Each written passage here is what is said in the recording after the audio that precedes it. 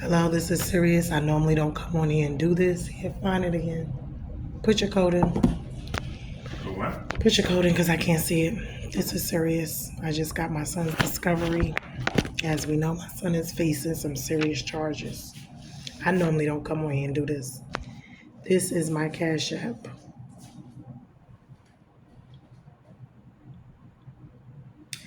This is something serious. It's not nothing to play with. I normally don't come on here asking nobody for nothing. And I'm believing in God for everything as well, but I can't play games with my son's life, and it's not even for me.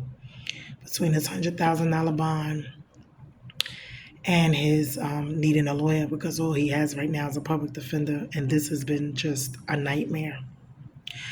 I got a copy of the discovery, and there's a lot of things that disturb me, which I already knew, because they really don't have no case. They already went to court, but they refused to drop the charges. His attorney submitted a motion to dismiss the case for lack of evidence. Now, I'm going to read to you what was in it that I found to be very puzzling for a person that they have arrested and have sitting in jail for a $100,000 bond. Okay, the case is with the Easley Police Department in Easley, South Carolina. He's currently in the Pickens Detention Center, Pickens County, South Carolina. Now, it was printed 4/16/24. We know that this case started last year. Like I said, my son was living down there. Last year, around October, is when I sent for him. But apparently, this all was going on from August. This is the dates they have, August 30th to 31st of 2023. I cannot give you the officers and investigators' name, but there's some officers on here that kind of stick out to me, but I can't discuss that right now. What I will give you is the incident was supposed to have been between August 30th and August 31st. It was a sex crime. It happened in the Waterford Apartments, which is in Easley, South Carolina, is what they were claiming. There's a lot of facets to the story that do not make any sense. And this is why this is so critical. And I'm going to read the information and then we're going to get into it.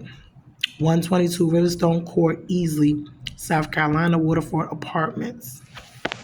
Now, dispatch on 4/25/24 status was changed.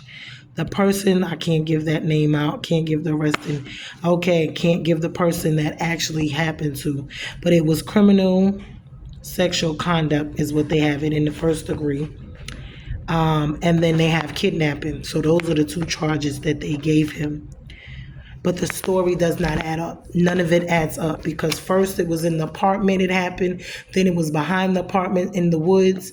A lot of this person is a Caucasian woman, first of all. She's older than me. She was born in 1978. My son is only 23 years old. On top of that, she's a druggie. She was drunk at the time, and they had to do a SANE kit to see if she's mentally right. Why? Because she was in Safe Harbor, which is a little mental institute. And it was not, I don't think it was her first time being there. So these are all things that really don't make sense. On top of that, the original description of the person was a dark-skinned male with dreads, a dark-skinned black male with dreads. My son has dreads. He's not dark-skinned. My son is actually lighter than me. He's about the complexion of my other son. They look so much alike, the two of them. Except for my other son's, his dreads is much longer. So she claimed she don't really know. That was the description she gave. She never actually pointed him out, meaning as a description, until after they went after him specifically. Now she's claiming it's him. But she's really not for sure because when it first originally happened, she's not. She's never actually said she knew for certain because she's claiming she gave the boy money. He asked her for money while she was out walking at this. There's no tape. First they said they had a tape. There's no tape of it. The gas station of her giving him money, see him anything. The apartments is further back. None of this case makes any sense. And the story keeps switching and switching and switching, depending on the person that's telling it.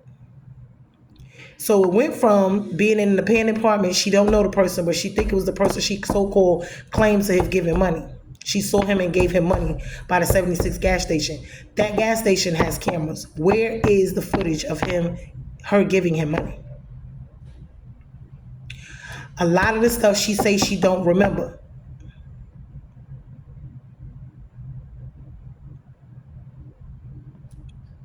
She don't know, she don't remember, she never saw the face, but it was him. How? First it was in the apartments, then it was in the back of Miss Wright's house in the woods. Which one was it? Why wasn't anyone else questioned? You know how many people walk in the woods behind their house? There's all them complexes back there. There's nothing but woods. People walk back and forth through that path all the time. He walks back there, but he's not the only one. And they don't know for certain if that was necessarily him.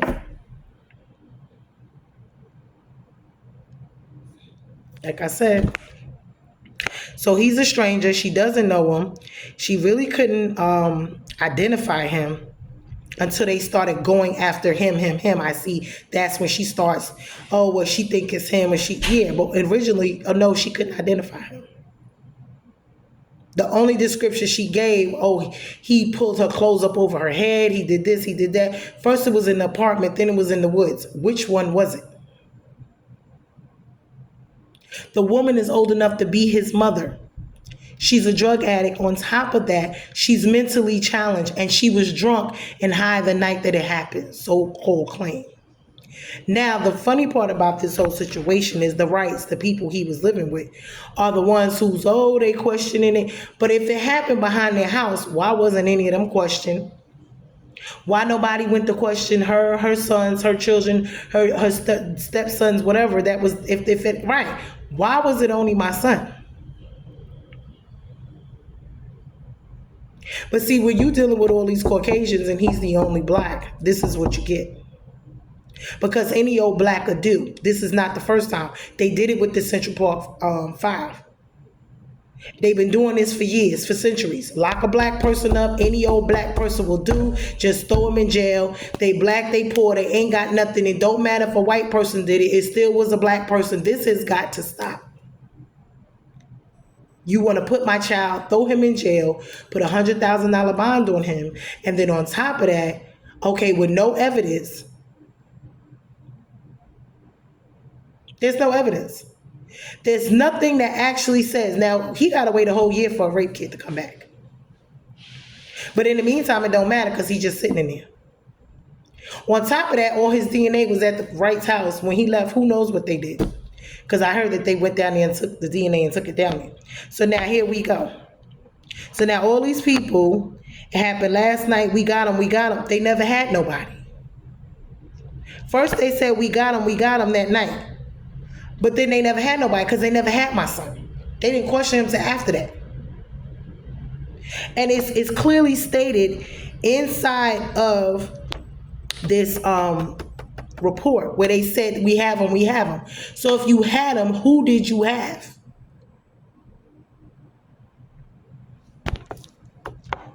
Like I said, they never actually arrested him. They wanted to question him as a suspect. He spoke to them twice. First it was a robbery, then it was a rape and a kidnapping. But you see, this is what I'm talking about. Oh, they staying with him. They left him. She's intoxicated. She ended up way on the other side, and the officer helped her, and he took her to go get a rape kit done and all of. So where did all of this transpire? First it was in the apartment, then it was behind the Wright's house, the woods, going towards the apartments or whatever. Like I said, none of this case make any sense. But because he's black, they know he doesn't have any money. His family doesn't have any money like that. This is what they do because you're going to make money off him sitting in the system. He has to sit. He's not presumed innocent. He's presumed guilty. Because how is he sitting there when you don't, his own attorney, which is a public defender, what is he really going to do? Put up a motion for lack of evidence. Lack of evidence to dismiss the whole case. They refused. I don't even know if the woman came to court or not. She doesn't even live in South Carolina. This is the crazy part about it. But the funny part about that is she lives in Georgia and the Wrights have family in Georgia. Now my son said he don't know who she is. He never met her. And that I believe. I believe that. I believe these officers have something to do with this. I believe that there was more going on in that house than BCI. I know them people was on drugs. I've already told y'all this. I believe whatever was going on in that house. Okay? Don't know what happened. I'm not going to sit here and say my son didn't do anything, meaning he wasn't doing stuff that he had no business in. He might have was doing some stuff, but it wasn't that. I know he smoked his little weed and he hang out with his little friends. He might have been selling a few, drugs in there, but I don't know. But what I'm going to say is a rape and a kidnapping now.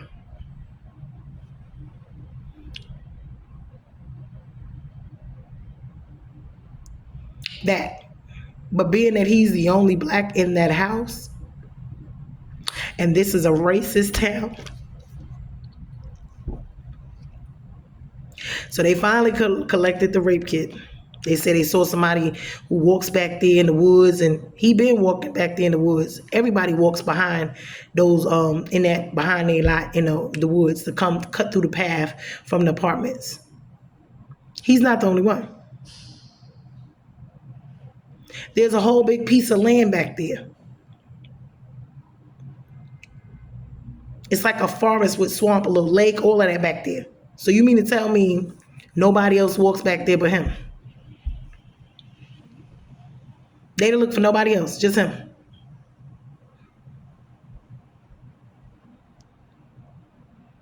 And then the Wrights, because when I see what they wrote, they just as bad. And it looks to me like it's more of they wanted to serve him up. They wanted him to be the person. They wanted to give information, wanted him to go down there, wanted them to investigate him. But if this happened on your property, why wasn't everybody investigated? Because see, if you pull up in a car or somebody comes and raids this house right now, everybody in here is getting investigated. If they said something happened behind my house, everybody in my house gets investigated. That's me, that's my husband, that's this one, whoever there, right? The kids and all. So why was he the only one investigating?